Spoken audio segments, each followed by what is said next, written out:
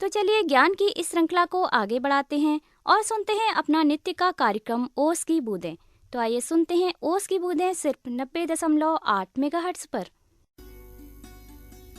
ओस की बूंदें, इस कार्यक्रम में मैं शिवेंद्र कश्यप आपका हार्दिक स्वागत करता हूं। अनेक मनुष्य धरती पर ऐसे मिलते हैं जो अत्यंत सेवाभावी हैं।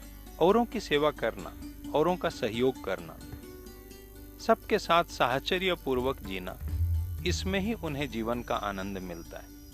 परंतु सेवा करना, किसी के जीवन में उसके साथ खड़े होना, उसके काम आना, उसके लिए एक बहुत बड़ी शर्त है स्वयं के अहंकार को मिटाना। अगर अहंकार के साथ सेवा की गई तो पक्का समझें, सेवा का अर्थ कुछ शेष बचा ही नहीं। कई बार जब हम किसी और के काम के लिए स्वयं को लगाते हैं तो मन के अंदर कहीं न कहीं अहंकार की, दंभ की एक परत खड़ी होती है जो मुझे यह कहती है कि मैं और लोगों से अलग हूं। मैंने तो कुछ समय औरों के लिए लगाया, मैंने सोचा भी नहीं कि इसमें मेरा क्या स्वार्थ है, फिर भी मैंने कुछ समय दिया है, कुछ धन दिया है, कुछ साधन दिए हैं, कुछ सहयोग दिया है। जैसे ही यह विचार अपने मन में आता है, वैसे ही अहंकार की एक मोटी परत बनने लग जाती है। जैसे जैसे अहंकार की परत कठोर होती जाती है, वैसे वैसे मन की कोमलता भंग होती जाती है और सेवा का भाव विलुप्त होने लगता है। इसीलिए सेवा का अर्थ है बिना शर्त समर्पण, यह मानकर सेवा करना कि जिसकी सेवा की उसने मुझे अपनी सेवा का अवसर देकर मेरे ऊपर उपकार किया।